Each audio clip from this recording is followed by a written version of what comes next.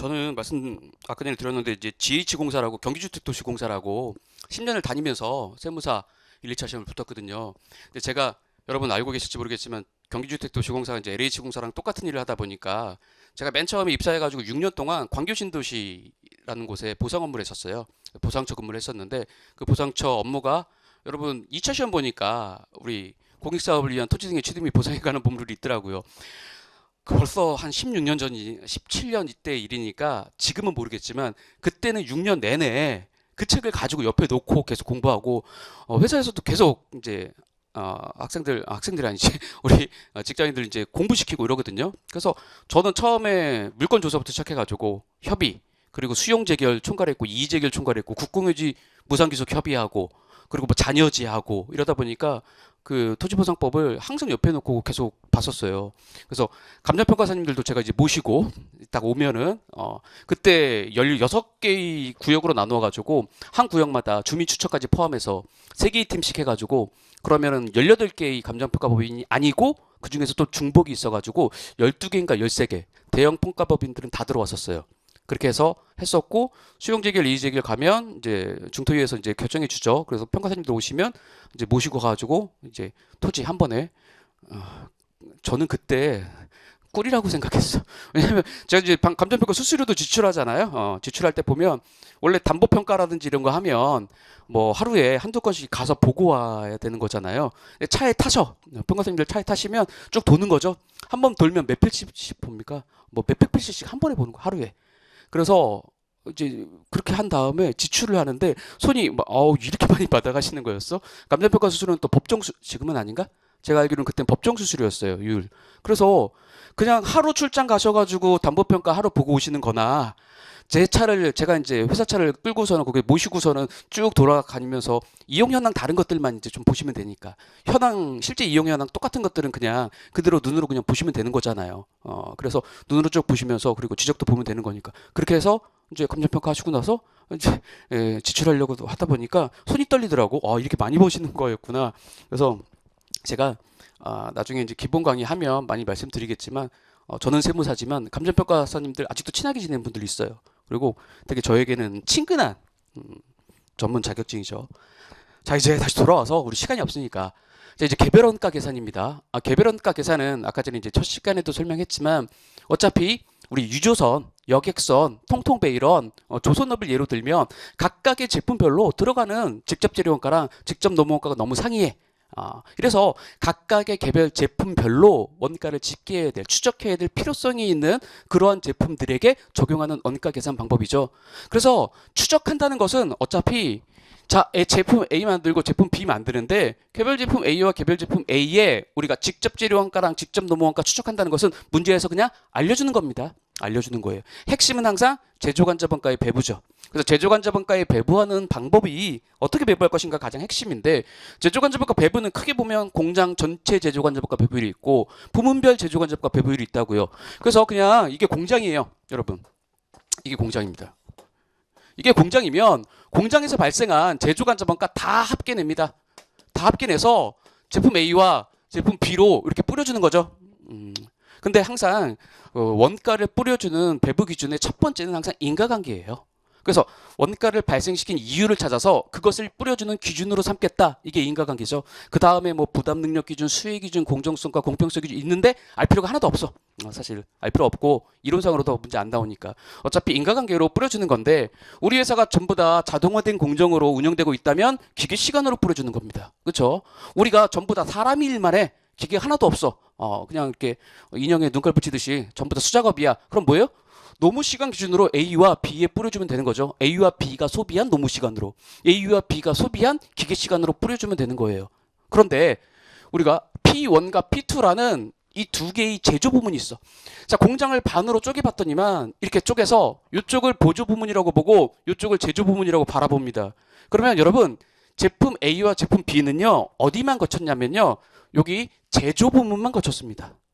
제조 부분만 거쳐서 제품 A와 B가 된 거지 이 보조 부문에 S1, S2라고 보통 표현을 하는데 보조 부문을 거쳐서 제품이 우리가 완성되지 않았어요. 왜냐하면 여기는요 일반적으로 우리 예로 많이 드는 게 전력 부문 그렇죠?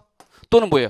저는 식당 예로 많이 드는데 회사 내에서 직접 공장 안에서 우리 중식을 제공하고 있어. 그럼 식당 부문 이런 것들이 보조 부문이에요. 여러분 제품 A와 제품 B가 전력 부문이라든지 식당 부문이라든지 수리 부문이라든지 예로 많이 드는 이런 데를 거칩니까? 여기 안 거쳐요. 여기 거치지 않고 여기 P1과 P2라는 제조 부문만 거쳐서 완성됩니다. 그러면 자 부문별 제조관자본가 배부율은 각각의 이 제조 부문의 특성을 반영해 가지고 P1은 기계 시간 기준으로 P2는 다 사람 일을 하고 있어. 그럼 노무 시간 기준으로 이렇게 뿌려줄 거야 라고 바라보는 거예요. 그러면 여기서 발생한 제조관자본가는 기계 시간 기준으로 뿌려줄 거고 여기서 발생한 제조관자본가는 노무 시간 기준으로 뿌려줄 거예요. 여러분 자 여기 식당 여기 직접 재료원가 발생합니까? 직접 재료가 없습니다. 자 식당에서 무슨 쌀 사고 배추 사면 그게 재료원가예요? 여러분 재료원가라는 말은 제품 A와 제품 B에 들어가는 재료를 말하는 거예요. 여기서 아무리 뭘 사도 재료원가가 아니에요. 여러분 직접 노무원가 뭐예요? 직접이라는 말이 붙으면 제품 A와 제품 B에 추적할 수 있어야 되는데 집계할 수 있어야 되는데 이 사람들이 여기서 식당 부문에서 일하시는 분들은 밥을 하는 거지 제품을 만드는 게 아니에요. 그러니까 직접 재료원가도 없어요. 여기서 쌀을 사든 배추를 사든 사람들이 일을 하든 인건비를 지급하면 전부 다 뭐예요? 다 제조관자본가입니다. 이 제조관자본가는 제품 A와 제품 B와 인과관계가 전혀 없습니다. 없죠. 그런데 인과관계를 어떻게 찾을 수 있냐면 P1과 P2라는 요 각각의 사람들이 얼만큼 우리 식당 부문을 사용했는지 용역 제공 비율이라고 하는데 그 관계는 찾을 수가 있어요. 그게 바로 원가를 발생시킨 이유예요. 그래서 제조관자본가 보조 부문에서 발생한 원가는 일단 제조 부문으로 보내야겠다. 그래서 여기서 발생한 제조관자본가에다가 플러스 알파 해가지고 여기다 집계해줘야겠다. 여기다 집계해줘야겠다. 그 다음에 인과관계 찾아서 뿌려줘야겠다. 이렇게 바라보는 게 우리가 부문별 제조관자본가 배부율이고 부문별 제조관자본가 배부율을 사용하려면 무조건 뭐예요? 보조 부문의 원가를 제조 부문으로 보내줘야 된다는 거죠. 자 그럼 이제 보조 부문의 원가를 제조 부문으로 보내줘야 되는 건 알았는데 봤더니만 자 요렇게 보내줘요. 얘는 이렇게 보내주는 게 목표예요. 그리고 나서 여기서는 원가를 하나도 가지고 있지 않는 게 목표야. 그런데 문제는 얘네 둘 간에도 서로 용역을 주고받는다는 거죠. 그게 바로 보조부문 상호 간에 용역을 주고받는 그것을 말하는 거죠. 그래서 보조부문 상호 간에 용역을 주고받는 수수하는 이것을 어떻게 처리할 것인가에 따라서 우리 직접배분법, 단계배분법, 상호배분법 이렇게 세 가지로 구분하는 거죠. 자, 직접배분법 어떻게 하는 거예요? 그냥 이렇게 주고받는 이렇게 주는 용역 제공 비율이 있어요. 이렇게 주고받는 비율이 만약에 20% 이렇게 주는 비율이 30%라고 쳐요. 그러면 이건 그냥 무시해. 그리고 이쪽으로 보내주는 거죠. 이쪽으로 20% 보냈으니까 만약에 40% 이렇게 용역을 제공하고 있다면 직접 배분법 어떻게 하는 거예요? 그냥 우리 4대 4의 비율로 그냥 여기서 발생한 모든 원가를 그냥 똑같이 50% 뿌려주는 거죠. 직접 배분법 어떻게 하는 거예요? 여기서 발생한 원가 있어요. 있는데 30%는 다른 부분 S1으로 보내주고 있어요. 그럼 나머지 70%를 P1과 P2에 뿌려주고 있는 거예요. 그러니까 P1과 P2에 뿌려주는 70%를 100%라고 가정하고 그냥 뿌려주는 거죠. 그게 직접 배분법이죠. 단계 배분법은요. 단계 배분법은 이론상으로 들어가면 좀 더 중요한 부분을 먼저 뿌린다 뭐 이런 것들이 있어요. 근데 이제 그런 것들은 우리가 이론 문제로 나올 가능성이 별로 없으니까 계산 문제로 접근하면 어떻게 해요? 둘 중에서 한 군데를 미리 문제에서 정해주죠. 그래서 여기서부터 발생한 원가 뿌릴 거야. 그럼 어떻게 하면 돼요? 여기서부터 시작해가지고 여기 몇 퍼센트, 그리고 위로 몇 퍼센트? 30%죠? 뿌려줘요. 그럼 여기서 발생한 제조관자본가에 플러스 알파가 있겠죠? 뭐예요? S2가 보내준 원가. 그럼 얘는 이제 어떻게 해야 돼요? 얘가 또 다시 이쪽으로 보내주면 도돌이표예요. 그래서 어떻게? 이쪽과 이쪽에 보내준 비율을 100%로 가정하고 뿌려주는 방법이 단계 배분법이죠. 자, 상호 배분법은 어떻게 해요? 다 인식한다는 거죠. 상호 배분법은 보조부문 상호 간에 이렇게 주고받는 비율을 다 인식할 거야. 그럼 어떻게 해요? 식을 다시 세우죠. S1은 이렇게 하죠. 원래 자체적으로 발생시킨 원가가 있어요. 근데 여기다 더해주는 거죠. 봤더니만 S2라는 애가 계속해서 나에게 30% 용역을 제공해주고 있으니까 0.3 S2. S2라는 보조부문은 원래 자체적으로 발생시킨 원가가 있는데 봤더니만 S1이라는 애가 계속 나에게 20% 용역을 제공하고 있어. 그럼 0.2 S1 이렇게 하는 거죠.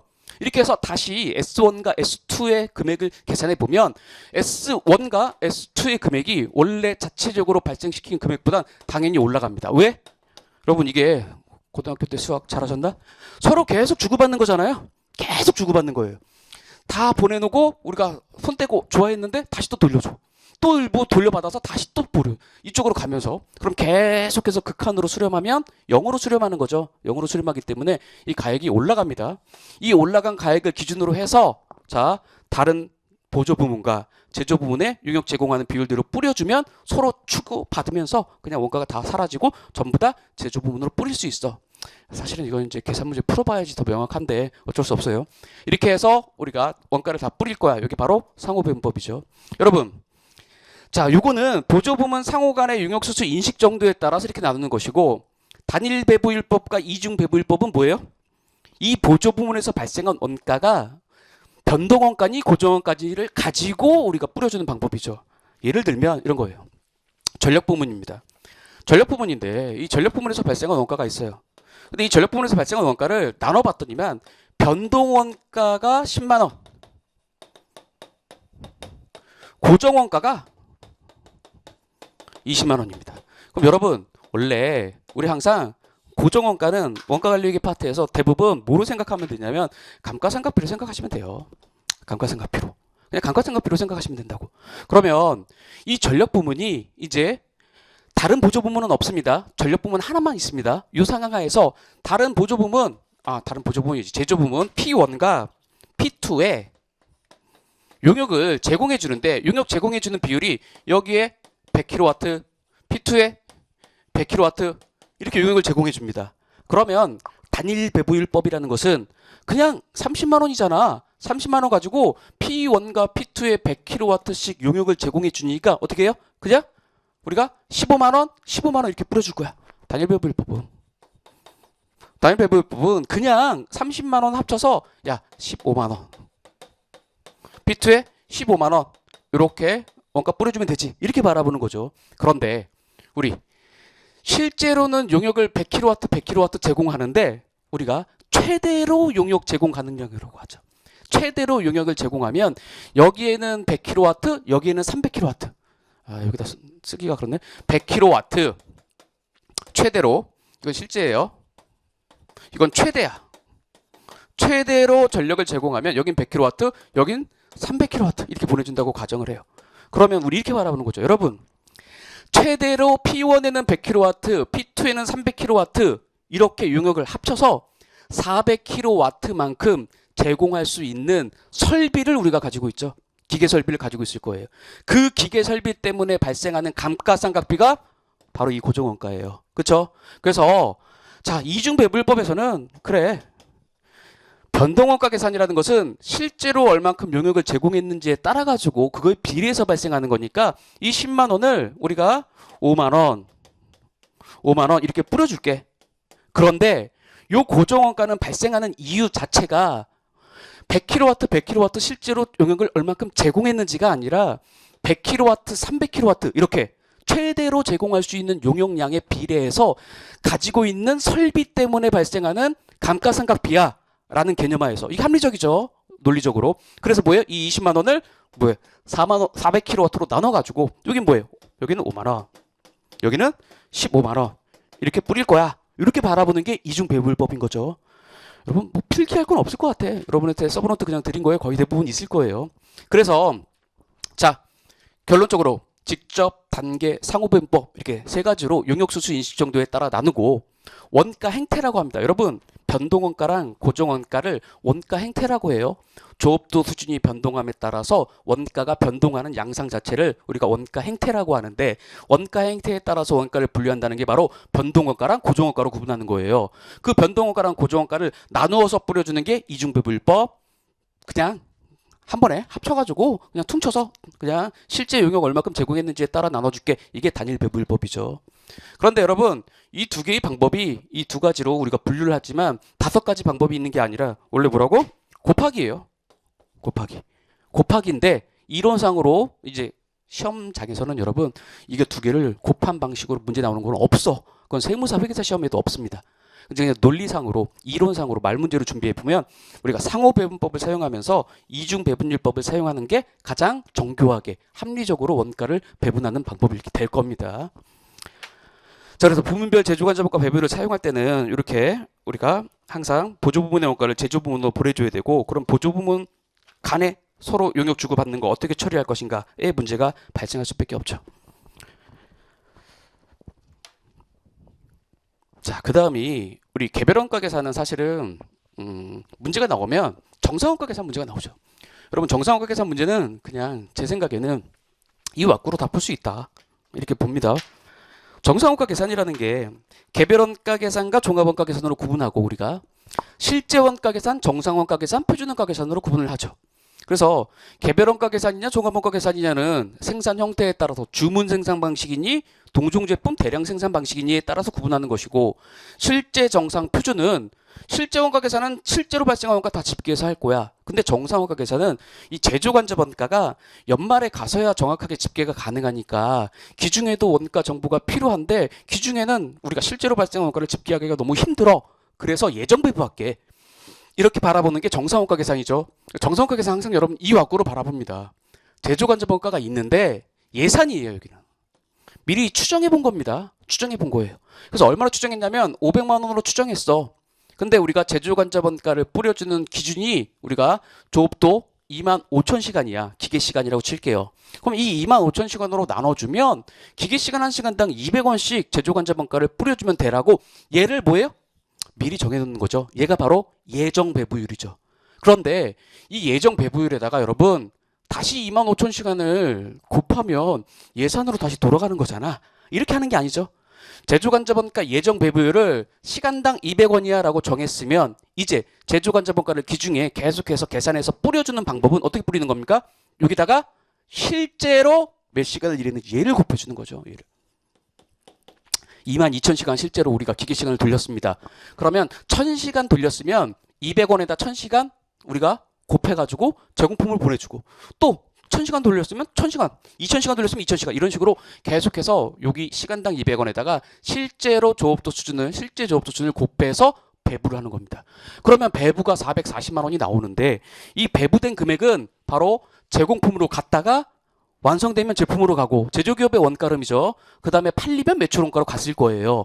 그런데 실제로 연말에 가서 계산해 보면 480만 원이 발생했다 보니까 이렇게 차이가 발생할 수밖에 없는 거죠. 그래서 실제 발생한 제조간접 원가 480만 원과 우리가 기중에 그냥 배부한 440만 원의 차이, 40만 원이 차이 금액인데 봤더니만 실제 발생한 금액보다 뭐예요?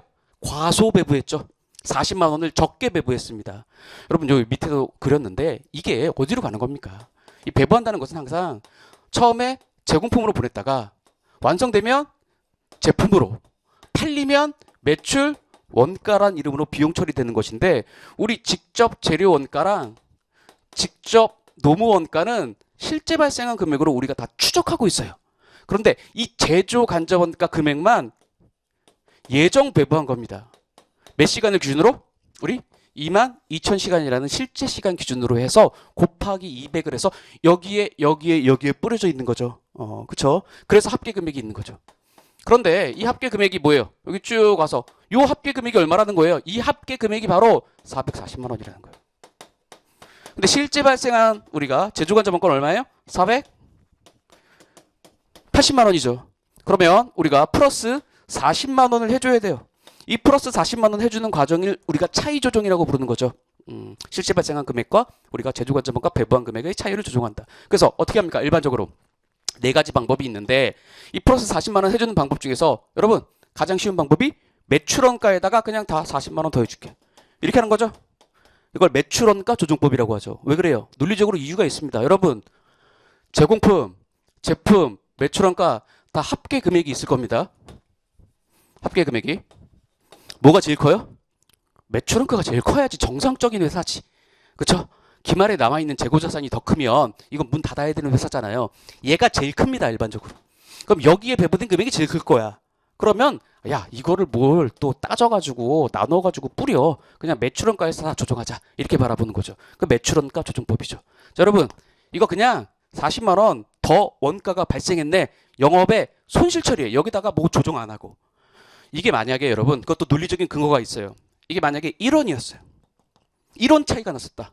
그럼 1원 차이를 가지고 여러분 제공품, 제품, 매출원가에 나눠가지고 뭔가 플러스 알파, 마이너스 이렇게 해줄 거예요? 짜치잖아 너무. 중요성 차원에서 그럴 필요가 없다. 아 플러스 1원, 마이너스 1원?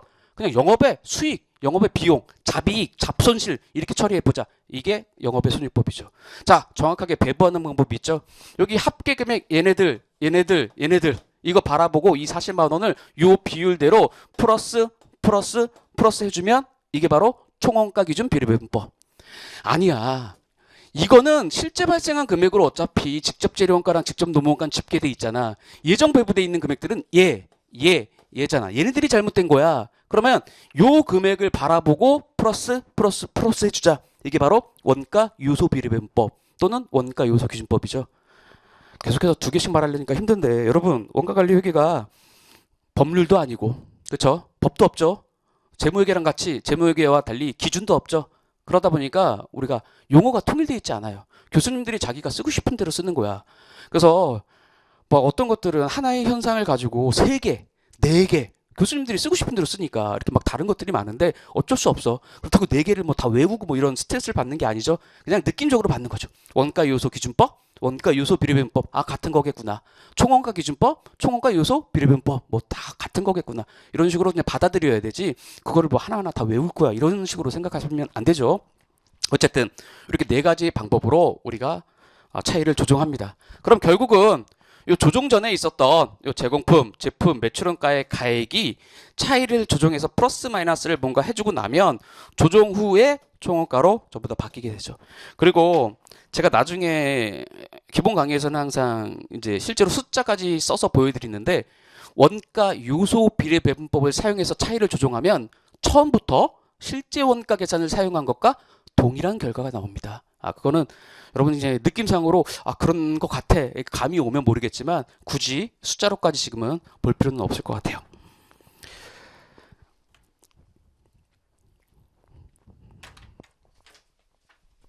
자, 우리 이 정상원가, 개별원가 계산에서는 거의 대부분 이제 정상원가 계산 문제들이 많이 나오는데 여기는 항상 맞춰야 되는 파트고 일반적으로 제조기업의 원가름과 묶어서 문제들이 많이 나와요. 제조기업의 원가름은 사실은 개별원가 계산, 종합원가 계산, 뭐 변동, 초변동, 표준원가 계산까지 전부 다 제일 중요한 게 사실은 제조기업의 원가름이에요. 사실 제조기업의 원가름 자체로도 보통 한 문제가 나오고 뒤에서 엮어서도 같이 많이 나오는데 개별원가 계산과 정상원가 계산과 같이 묶어서 많이 나옵니다. 여러분, 우리 아까 전에 제조기업의 원가름을 공부했습니다. 그것을 지금 요 넘버 1, 넘버 2, 넘버 3이라는 우리 개별 작업들에다가 원가를 집계하는 개별원가 계산을 써서 그런데 정상원가 계산을 써서 원가를 집계하는 방법과 묶어서 같이 보면 이런 거예요. 작업 넘버 1이 있고 2가 있고 3이 있어. 여러분 왜 작업 넘버 1, 2, 3입니까? 개별원가 계산은 원래 조선업을 예로 들기 때문에 항상 여객선, 유조선 그리고 통통배 만드는 거야. 각각이 들어가는 재료원가가 너무 다르고 노무원가가 너무 달라서 각각 집계해야 돼 라고 말을 하는데 여러분 이 작업은 왜 있어요? 똑같은 유조선을 2채 만들어. 똑같은 유조선을 2채 만들면 그 유조선 하나하나마다 재료원가, 노무원가를 집계할 필요는 없어. 그냥 똑같은 유조선 2채를 만드는 작업을 작업 넘버 1이라고 해요. 그 다음에 거기다 원가를 집계해. 그 다음에 종합원가 계산과 똑같은 방식으로 이젠 동종 제품이네 나누기 2 이런 식으로 우리가 계산을 할 거거든요. 그래서 있는 게 이제 작업 넘버예요. 그래서 우리가 개별 제품 또는 작업이라고 항상 말을 합니다. 개별원가 계산은 개별 제품 또는 작업에다가 원가를 집계하는 거예요. 요 3개의 작업을 우리가 시작했는데 봤더니만 작업 넘버 1번과 작업 넘버 2번은 완성이 됐죠. 그러면 얘는 완성하지 못했다는 거예요. 그럼 얘는 항상 뭐예요? 기말 제공품가액입니다. 자, 2개를 완성시켰는데 1개는 판매됐고 1개는 판매되지 않았습니다. 그럼 뭐예요? 판매되지 않은 애는 기말 제품으로 남아있는 거고 얘는 항상 뭐예요?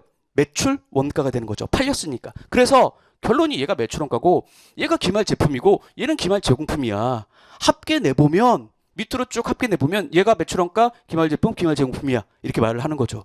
그럼 보세요. 얘는 기초에 있었던 제공품이에요. 작업 넘버 1번은. 전년도에 만들다 만해죠. 얘는 당연히 기초적으로 가액을 가지고 넘어옵니다. 왜냐하면 전년도에 기말 제공품이니까 재료원가도 들어갔고 직접 노무원가도 들어갔고 제조관제부가 들어갔을 거 아니야. 그럼 여기다가 이제 단기에 추가적으로 이제 원가를 투입합니다. 여러분 직접 재료원가, 직접 노무원가, 제조관제부가 투입했어요. 얘를 뭐라고 불러요? 얘를 단기총 제조원가라고 부르는 거잖아. 그렇죠? 단기에 투입한 직접 재료원가, 직접 노무원가, 제조관제부가. 얘가 제품으로 완성이 됐는지 안 됐는지 따지지 않아요. 단기 총 제조 원가는 단기에 발생한 제조 활동에서 발생한 모든 원가를 단기 총 제조 원가라고 부르죠. 자, 이게 단기 총 제조 원가예요. 여러분, 자 이제 그러면 보세요. 여기서 우리가 단기 제품 제조 원가 어떻게 계산해요? 단기 제품 제조 원가라는 것은 여러분 머릿속에 항상 이런 거죠. 기초 제공품이 있어. 더하기 단기에 발생한 총 제조 원가. 빼기 기말에 남아있는 제공품을 빼면 제품으로 완성됐으니까 기초 제공품 더하기 단기 총 제조 원가 빼기 기말 제공품이 단기 제품 제조 원가야. 이렇게 알고 있죠? 그럼 보세요. 여기서 그림으로 바라보면 기초에 있었던 제공품의 가액이 얘죠. 단기 총 제조 원가를 더하면 이걸 다 더하는 거죠. 그 다음에 뭘 빼죠? 기말에 남아있는 제공품의 가액을 빼주면 단기 제품 제조 원가죠. 뭐예요? 단기 제품 제조 원가? 요거죠. 이게 단기 제품 제조 원가야. 그렇죠? 얘가 왜 단기 제품 제조 원가냐? 다시 한번 보면 기초용품 더하기 단기 총 제조 원가 빼기 얘가 기말 제공품이니까. 그럼 여러분 이렇게 계산해도 되고 사실은요. 여기 완성된 작업 넘버 1번과 작업 넘버 2번은 완성된 애거든요. 여러분 단기 제품 제조 원가의 뜻을 기초 제공품 더하기 단기 총 제조 원가 빼기 기말 제공품 이렇게만 생각할 필요가 없어. 단기 제품 제조 원가는 단기에 제품으로 완성된 애들의 가액이에요. 얘는 완성 안 됐잖아. 얘랑 얘만 완성됐잖아요. 얘네 둘의 가액을 합치면 단기 제품 제조 원가죠, 당연히. 자, 매출 원가의 뜻은 뭐예요? 매출 원가는 기초에 있었던 제품이 있는데 단기에 추가로 제품으로 완성된 애의 가액을 더하면 단기에 판매 가능한 제품이야. 거기서 기말에 남아있는 제품을 빼면 이제 팔렸으니까 매출 원가지. 이렇게 말하는 거죠. 여러분 보세요. 기초에 이 문제는 지금 기초 제품이 없어. 그럼 기초 제품이 0이에요. 더하기 단기 제품 제조 원가 이 파란색이에요. 빼기 기말 제품은 뭐예요? 얘죠. 예. 그럼 얘가 매출 원가지 당연히. 그러니까 얘가 매출 원가죠. 이렇게 계산해도 되지만 사실은 그냥 여기에 집계된 금액이 당연히 매출 원가죠. 이렇게 생각하시면 돼요. 그래서 이런 왁구를 이용해서도 문제 푸는 것들이 많이 나오죠. 자, 이제 종합원가 계산으로 넘어갈 거예요. 이게 벌써 원래 기본 강의를 하면 한 3일, 4일 정도는 해야지 종합원가 계산으로 가는 거죠. 이제 빠르게 여러분들 머릿속에 리마인드가 되고 있는지 모르겠어. 정리가 되고 있는지. 이렇게 해서 문제를 풀 수 있는지 한번 나중에 한번 해보세요. 자, 종합원가 계산. 아까 전에 첫 시간에도 설명드렸다시피 뭐예요? 동종 제품 대량 생산이어서 그냥 단기에 발생한 모든 거 다 합쳐서 수량으로 나눠주고 싶었어요. 그런데 기말의 제공품이라는 게 남아있어. 그럼 기말 제공품도 재료원가랑 노무원가가 투입됐잖아요. 그래서 무슨 개념이 도입된 거예요? 환산량이라는 개념이 도입된 거죠. 그래서 기말에 남아있는 거 100개 있는데 50% 완성시켰어? 그러면 얘도 50% 정도의 원가가 들어갔겠지라고 해서 이 기말에 남아있는 제공품 100개를 50% 완성시켰으니까 50개로 바라볼게. 이게 환산량의 개념이죠. 그런데 이게 50개로만 바라볼 수 있는 게 아니었어요. 왜? 재료는 초기에 일시에 100% 들어가는 경향이 있어. 그러면 100개인데 50% 완성시켰어? 그렇다고 하더라도 재료원가 측면에서 바라보면 이게 뭐예요? 100개야. 이렇게 바라보는 거죠. 그래서 재료원가랑 가공원가를 구분한 거죠. 종합원가 계산에서는 항상 재료원가랑 가공원가를 구분해가지고 우리가 계산을 하는 거죠. 그래서 종합원가 계산의 기본적인 개념들을 공부한 다음에는 사실 시험에 출제되는 건 평균법과 선진적출법으로 결국 문제를 풀어서 완성품 원가, 기말제공품 원가를 계산하는 것이고 그 상황에서 더 어렵게 가면 연속되는 공정, 공소품까지 있는 이런 상황이 이제 발생하는 건데 여러분 가장 중요한 건 평균법과 선진적출법을 정확하게 이해하는 거예요. 자, 여러분 여기 지금 평균법, 선진적출법인데 이 문제는 지금 뭐예요? 지금 여기 쓴 거는 평균법이죠. 이건 평균법이에요. 근데 사실은 선입선출법을 이해하는 게 더 이해가 빨라요. 얘를 먼저 공부하고 평균법을 공부하는 거라고. 자, 선입선출법은 물량 흐름과 우리가 원가 흐름을 정확하게 일치시켜주는 방법이에요. 뭐냐면 볼게요. 여기에 기초제품이 있었어요. 단기에 추가로 착수한 게 있어. 그럼 여러분 일반적으로 이 기초제품을 회사는 먼저 완성시킵니다. 항상. 당연하죠. 전년도에 만들다 만 애가 있는데 올해 새로 들어와서 야 올해는 이제 새로운 마음으로 전년도에 만들다 만 거 치워. 새롭게 시작하자. 이런 회사 없잖아. 그렇죠? 먼저 완성시킵니다. 그럼 단기에 착수한 애 중에서 완성되거나 기말 제공품으로 남는 거죠. 이렇게 가는 거잖아요. 그래서 단기 완성된 애들은 기초제공품은 무조건 완성되는 것이고 단기에 착수한 애 중에서 일부가 완성되는 것이고 단기에 착수한 애 중에서 기말제공품이 되는 겁니다. 사실 여기 기말제공품 옆에 쓰지 않지만 기말제공품은 착수한 애들 중에서 완성되는 거예요. 물론 여러분 기초제공품도 다 완성시키지 못하는 회사가 있다면 이게 성립이 안 될 테지만 그런 회사는 없어. 일반적인 회사가 아니잖아요. 그렇죠? 그럼 볼게요. 이렇게 해서 기초제공품 단기 착수해서 완성한 애 기말제공품으로 해서 각각의 우리가 뭐예요? 완성도를 가지고 단기에 재료 원가랑 가공 원가로 나누어서 단기의 작업량만을 집계해서 우리가 여기다가 환산량을 집계하는 거죠. 그 다음에 지금 여기다가 단기에 작업한 양만 집계했으니까 여기다가 단기에 발생한 재료 원가, 단기에 발생한 가공 원가를 집계하는 거예요. 그 다음에 얘를 재료 원가 측면의 완성품 환산량 단위당 원가, 얘를 가공 원가 측면의 완성품 환산량 단위당 원가라고 우리가 바라보는 것이고, 그러면 어떻게? 완성품과 기말제공품에 뿌려줄 건데 완성품과 기말제공품에 뿌려줄 때 자 뭐예요? 여기 재료 원가 측면의 완성품 환산량 단위당 원가는 여기 완성한 거 요 수량 곱하기 요 수량 곱하기 해서 여기다 집계해 주는데 문제는 항상 뭐예요? 기초제공품이 가지고 있던 원가는 어떻게 할 건데 이거죠. 그래서 기초제공품이 가지고 있는 원가는 기초제공품은 무조건 단기에 완성됐으니까 그냥 여기다가 더해줄게. 기초제공품 원가를. 이게 바로 선입선출법이죠. 여러분 숫자를 가지고 한번 볼게요. 이제 평균법과 선입선출법을 비교할 건데 자 상황은 이래요. 제공품 계정인데 수량으로 먼저 볼게요. 기초제공품이 원래 100개가 있었어요. 근데 단기에 이제 새롭게 착수한 거예요. 착수를 900개 했습니다. 그럼 이제 1000개를 가지고 만지작거렸으니까 1000개가 완성되거나 기말제공품으로 남아있을 거예요. 완성되는 물량이 800개고 기말제공품으로 남아있는 게 200개입니다. 근데 이 기초제공품은 전년도에 어느 정도 완성을 시켰는데 얼마큼 완성시켰냐면 40% 완성시켰고 이 기말제공품은 단기에 50% 완성시켰습니다. 자 이러면 우리 선입선출법 어떻게 하는 거예요? 물량 흐름을 빠르게 파악한 다음에 우리 선입선출법의 기본 왁구는 완성된 애를 항상 뭐예요? 기초제공품은 무조건 완성되는 거야. 그 기초제공품의 수량이 100개인데 얘가 전기에 40%까지 완성시켰어. 이렇게 바라보는 것이고 착수해서 완성한 애는 완성된 게 800개니까 총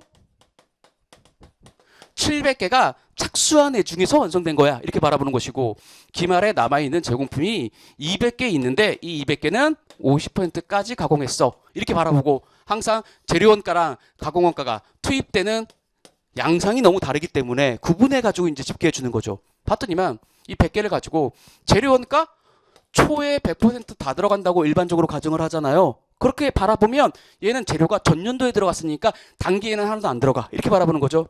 전기에 40% 가공했으니까 단기에는 60%만 추가적으로 가공할 거야 해서 여기다가 60개라고 적는 거잖아요.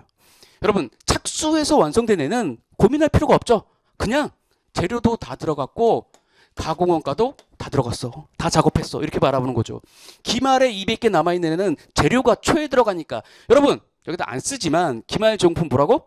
착수해서 기말제공품이 된 거야. 그러니까 무조건 재료는 다 들어갔고 가공은 50%만 했을 거니까 여기다가 몇 개? 100개라고 적는 거죠. 그러면 합쳐서 봤더니만 여기 900개고 여기는 860개야. 이렇게 했어요. 근데 이 900개와 860개의 의미가 단기에 작업한 양이에요. 그렇기 때문에 여기 단기에 작업한 양을 우리가 집계했기 때문에 여기다가 항상 원가를 단기에 발생한 재료 원가, 단기에 발생한 가공원가만 우리가 집계해 주는 거죠.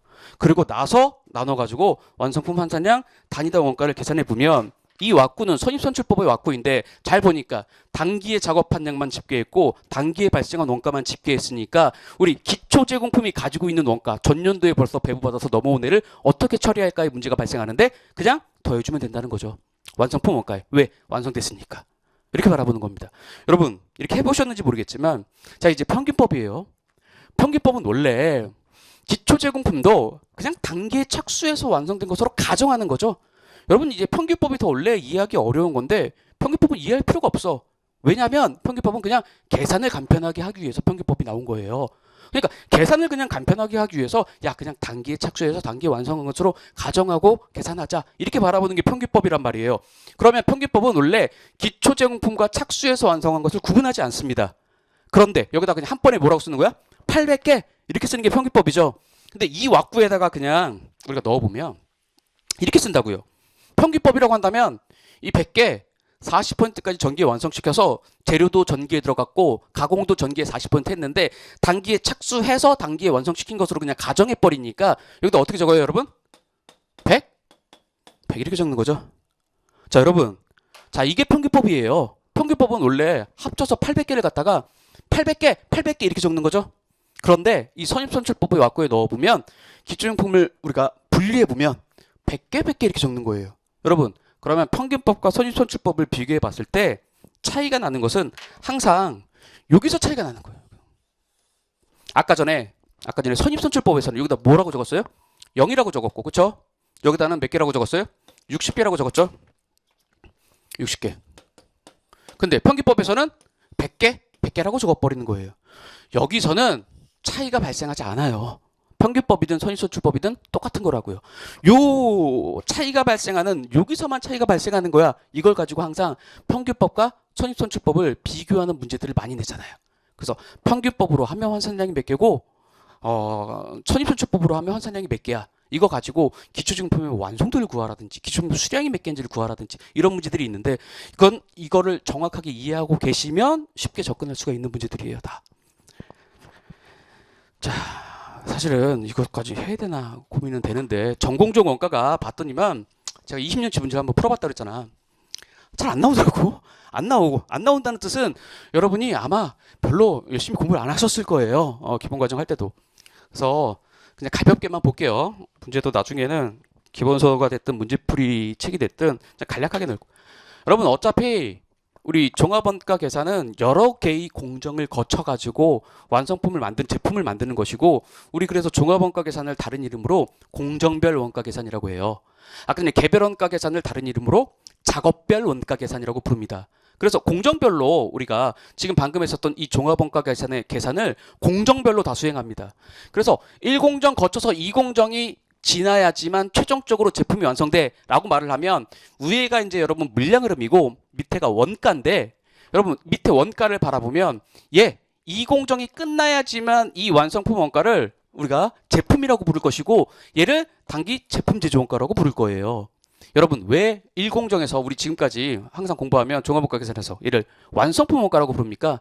원래 제공품 계정에서 기초 제공품 있었는데 단기 원가 이렇게 단기 총 제조 원가 들어가고 여기 기말 제공품 빼면 우리 여기서 원래 뭐라고 부르는 거야? 제품이죠. 단기 제품 제조 원가라고 부르는 건데 종합원가 계산에서는 완성품 원가라고 부르죠. 왜 그러냐면 아직 완성품이 제품이 안 됐으니까. 해당 공정만 완성됐으니까. 그런데 이 공정까지 끝나면 이 완성품 원가는 이제 제품이 됐으니까 단기 제품 제조 원가라고 부를 거예요. 그러려면 어떻게 해야 돼? 반드시 1공정에서의 원가를 2공정으로 넘겨줘요. 합쳐서 집계해줘야지만 얘를 제품 제조 원가라고 부를 거예요. 그 2공정에서 발생한 원가만 집계해가지고 우리가 단기 제품 제조 원가라고 부를 수가 없잖아요. 그렇죠? 그래서 항상 물량으로 보면 1공정에서 완성된 수량은 그 다음 공정에 착수량이 되는 것이고 1공정에서 완성된 이 원가는 뒤에 공정에서 전공정 대체 원가란 이름으로 우리가 같이 집계를 해줘야 돼요. 그러면 아까 전에 봤었던 그 왁구에서 재료 원가, 가공 원가 있는데 하나 더 있다는 거죠. 전공정 원가란 이름으로 같이 우리가 집계해 주는데 여러분 수업 목적으로는 쉽게 어떻게 생각하면 돼? 재료가 초기에 들어가는 것으로 생각하고 그냥 완성품 환산량 같이 집계해 주면 항상 문제는 그냥 풀립니다. 완벽하게 이해 안 해도 재료가 초기에 100% 들어가는 게 하나 더 있다라고 생각하고 그냥 전공정 원가를 같이 집계해 주면 항상 문제는 풀리게 돼 있어요. 여러분이 싫어하는 거는 공소품이죠. 저도 별로 좋아하진 않아요. 자, 공소품. 합격 기준에 미달하는 불합격품을 우리가 공손품이라고 부르는 거죠. 그렇지만 우리가 제조업을 영위하면 어쩔 수 없이 불합격품이 나오는 거야. 이 불합격품이 나오는 것은 정상적인 제품을 만들기 위해서는 필수 불가결하게 들어가는 원가야 라고 바라보면 이 공손품, 불합격품 때문에 발생하는 원가도 정상품의 원가에 더해줄 거야. 이렇게 바라보는 거죠. 그래서 예전에는 기초제품이 있었던 데다가 단기의 재료원가랑 가공원가를 투입하면 기말 제공품 또는 완성품 원가가 됐었는데 이제는 불량품, 공손품도 나오니까 이 공손품의 원가를 집계해서 결론이 뭐냐면 결론이 정상적인 공손품 때문에 발생하는 원가는 뭐예요? 완성품과 기말 제공품에 더해줄 거야. 플러스 애드 시켜주는 거죠. 더해주는 것이고 비정상적으로 발생하는 애는 얘는 정상적인 범위를 벗어났으니까 이건 그냥 단기에 뭐예요? 손실, 단기 비용 처리한다 이렇게 말을 하죠. 비용 처리한다는 것은 그냥 손익계산서로 보내준다는 뜻이고 얘는 뭐예요? 자산화 과정, 즉 제품의 원가로 넣어줘서 우리가 팔려야지 매출원가로 처리하는 제조기업의 원가 흐름을 받는다는 거예요. 그래서 정상공손원가랑 비정상공손원가로 구분해서 가액적으로 우리가 계산을 해야겠죠. 가액적으로 계산하려면 첫 번째 뭐예요? 수량을 파악해야 돼요. 수량을. 그래서 쉽게 나오면 그냥 수량까지만 파악하는 문제들도 나오고 쉽게 나오면 쉽다고 말하면 안 되나? 정상공손원가까지만 계산하는 문제들도 나오고 아주 어렵게 나오면 뭐예요? 그 정상공손원가를 가지고 완성품과 기말제품에 뿌려봐 이런 문제까지도 나오는 거죠. 근데 여러분 첫 번째 수량 파악까지는 당연히 할 수 있어야 돼. 이건 쉬운 거죠. 자 여기다 그려볼게요. 0부터 시작해서 100%까지 가는 과정입니다. 0부터 시작해서 100%까지 가는 과정에서 여러분 항상 기초제공품이라는 애는 전년도에 이렇게 만들다가 요 정도까지 왔어. 근데 여기서부터 시작해서 단계 시작해서 이렇게 만드는 애들 완성되는 애를 기초제공품이라고 부르죠. 자 단기에 착수해서 완성하는 애는 여기 0부터 시작해서 끝까지 다 완성시키네. 얘를 착수해서 완성하는 애라고 말을 하잖아 우리가. 그렇죠? 그리고 기말제공품이라는 애는 우리가 말하지 않아도 기말제공품은 항상 착수해서 기말제공품이 되는 거예요. 그럼 여기부터 시작해서 요 정도까지 온 애를 우리가 기말제공품이라고 부르는 거죠. 그런데 이 기초제공품이 100개 착수해서 완성된 애가 우리가 900개 합쳐서 1000개 그리고 기말제공품으로 200개가 남아있어요. 이 기초제공품은 전년도에 40%까지 완성시켰어. 그럼 전년도에 40% 완성시켰고 올해 60% 추가적으로 완성시키는 애야. 예, 기말제공품은 여기 쭉 내려봤더니만 이렇게 여기가 60%였어요. 그럼 단기에 착수해서 60%까지 완성한 애 이렇게 바라보는 겁니다. 그런데 항상 기초에 있었던 물량에다가 단기에 착수한 물량을 합치면 우리가 완성되거나 기말제공품으로 남아있거나 이제는 뭐예요? 공손이 있다면 공손품 물량까지도 차 대변이 맞아야 되는데 공손 물량이 있는 거예요. 공손이 150개가 있어. 물량이 비는 거죠. 비는 물량. 차 대변을 봤더니만 물량 흐름은 기초에 있었던 거 착수한 거 합치면 완성되거나 얘도 완성됐고 얘도 완성됐습니다. 기말에 남아있는 거 합쳐봤더니만 물량이 비어. 그 숫자가 150개야. 아 그러면 이 150개를 가지고 뭐예요? 이제 정상적인 공손 수량과 비정상 공손 수량을 나눠야겠죠. 그러면 어떻게 나누냐면 언제 검사를 했는지에 따라 달라지는데 이렇게 세 가지 상황을 볼게요. 그럼 20% 시점에 검사를 했어. 이거는 50% 시점에 검사를 했습니다. 이거는 70% 시점에 검사를 했어요. 여러분 검사 시점이 왜 중요해요? 이 공손품은 검사하는 시점까지만 가공합니다. 검사해봤는데 불합격품이야. 왜 만들어요? 안 만들죠? 그러면 만약에 20% 시점에 검사를 했다면 우리가 불합격품은 어디서 나옵니까? 여기서 나오죠? 여기서 나와요. 얘는요. 기초제품은 검사를 언제 받았어요? 검사를 전년도에 받았습니다. 그쵸?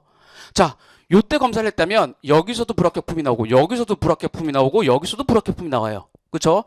자, 70% 시점에 검사를 하면 여기서 불합격품 나오고 여기서 불합격품 나오고 기말제공품은 검사를 받지 못했기 때문에 불량품이 나오지도 않아요.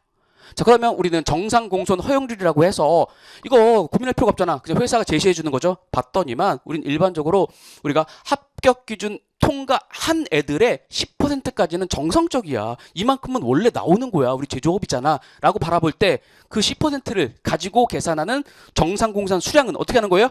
이 시점에 검사를 했다면 검사를 받은 애가 얘랑 얘니까 900개, 200개 합쳐서 1100개의 10% 그럼 몇 개? 110개. 나머지 40개는 비정상 공순 수량 이렇게 파악하는 거죠. 자, 원래는 표도 다 그리고 하는데 시간이 너무 벌써 3시야. 그래서 여러분 이 시점에 우리가 검사를 했습니다. 그럼 뭐예요? 여기서도 분량 나오고 여기서도 분량 나오고 여기서도 분량 나와. 그럼 뭐예요? 100개, 900개, 200개 다 합쳐가지고 1200개의 10%가 정상적인 거야. 그럼 뭐예요? 120개. 나머지 30개는 비정상 공순 수량. 자, 이때는요. 자, 여기서만 우리가 공손품이 나올 수 있는 거니까 100개 더하기 900개 해서 1000개의 10%가 정상. 나머지 50개는 우리가 비정상 공순 수량 이렇게 파악하는 거죠. 그럼 수량을 파악하고 나면 사실은 이제 우리가 알고 있는 그 종합원가 계산의 왁구에 넣어서 재료원가랑 가공원가로 나누어서 쭉 계산하는 절차는 똑같아요. 그렇죠? 너무 어려워할 필요 없어. 그렇게 계산하면 정상 공소원가가 나오죠. 그 정상 공소원가를 그래서 결국은 몇 추로 배부할 거야. 여러분 이거 사실은 되게 어렵게 공부하시는데 자, 이 표처럼 하나의 표로 이 표로 사진 찍듯이 정리해가지고 여러분 머릿속에 이해하고 외우시면 되는 거예요. 자, 보세요. 우리가 자, 이제 다 계산했어. 수량 파악 다 한 다음에 정상 공소원가를 계산했습니다. 이 정상 공소원가는 우리가 정상품에다가 더해줄 건데 정상품이 종류가 두 개예요. 완성품도 있고 기말제품도 있어. 그 완성품과 기말제품에 어떻게 뿌려줄 것이냐 이거죠. 그러면 보세요. 처음에 기말제품이 검사를 안 받았습니다. 여러분 기말제품이 검사를 못 받았어. 검사 시점이 그 이유야. 그럼 기말제품이 검사를 안 받았으니까 우리 완성품과 기말제품의 정상 공소원가를 뿌려줄 건데 기말제품이 검사를 안 받았으니까 거기서 공손이 발생 안 했어. 정상 공소원가 발생 안 했어. 뭐예요? 그냥 쭉 가서 그냥 완성품에다 더해주면 돼. 그렇죠? 기초정품의 원가 마치 완성품에 더해주는 것처럼 정상 공소원가는 그냥 완성품에 배부합니다. 그런데 기말제품이 검사를 받았습니다. 기말제품이 검사를 받았으면 이제 완성품과 기말제품에 나누어서 뿌려줘야 돼요. 그런데 이게 다시 또 평균법과 선입선출법에 따라 다르다고요. 여러분 평균법이라고 한다면 우리 완성품 수량 대 검사받은 기말제품 수량으로 나누어서 뿌려줄 거예요. 그런데 이때 여러분 완성품 수량이라고 썼어요. 근데 여기 선입선출법은 검사받은 완성품 수량이라고 썼어요. 이 차이가 뭐예요? 평균법에서는 기초제공품이 단기에 착수해서 단기에 완성된 것으로 그냥 가정하죠. 그러니까 여기 평균법에서는 기초제공품을 구분할 필요 없이 완성품 중에 기초제공품이 완성된 애도 있고 착수해서 완성한 애들도 있을 거예요. 근데 그걸 구분할 필요 없이 그냥 완성품 수량 대 검사받은 기말제공품 수량으로 풀어주면 돼요. 여러분 뒤에 검사받은이란 표현은 왜 있습니까? 여러분 우리가 항상 완성품, 기말제공품 해서 이 기말제공품 100개 한 다음에 여기다 50% 이렇게 적죠? 근데 기말제공품이 어떠한 특정 완성도 수준에 딱 하나만 걸려 있나요? 아니에요. 자, 12월 31일 날 공정을 딱 멈추면요. 공장에는 이렇게 50%까지 완성한 애도 있고 또 100개는 70%까지 완성한 애도 있고 또 100개는 90%까지 완성한 애도 있을 수 있어요. 그러면 우리가 지금 정상 공소원가를 계산한 다음에 완성품과 기말제공품 수량에다 뿌려줄 건데 나누어서 이때 검사 받은이란 표현이 있는 것은 이렇게 기말제공품이 여러 단계에 걸쳐 있다면 그 중에서 검사 받은 애에서만 정상 공소원가가 발생했을 테니까 요 수량 대 요 수량의 비율로 뿌려줘야 된다는 거예요. 자, 여러분 이것까지는 안 몰라도 되고 선입선출법 보세요. 선입선출법에서는 자 검사받은 기말제공품 수량 뒤에 이건 일치예요. 근데 앞에 뭐예요? 검사 받은 완성품 수량이죠. 완성품은 항상 기초제공품 완성돼 있고 착수한 애 중에서 일부가 완성돼 있는 거예요. 근데 기초제공품이 전기의 검사를 받았는지 단기의 검사를 받았는지를 따져가지고 기초제공품이 전기의 검사를 받았으면 우리가 뭐예요? 단기에는 어차피 거기서 공손이 발생하지 않았어요. 그러니까 단기에 착수해서 완성한 수량 대 검사받은 기말제공품 수량으로 뿌려줘야 된다는 거죠. 여러분 내가 봤더니 20년치 여기까지 안 나와. 안 나옵니다. 안 나오고 이 정도 또는 정상 공소원가까지 계산하는 정도 이 정도 수준에서 문제가 나오는데 여러분 머릿속에 정리하려면 이렇게까지 정리할 수 있습니다. 자 10분만 쉬었다가 그 다음부터 이어서 할게요.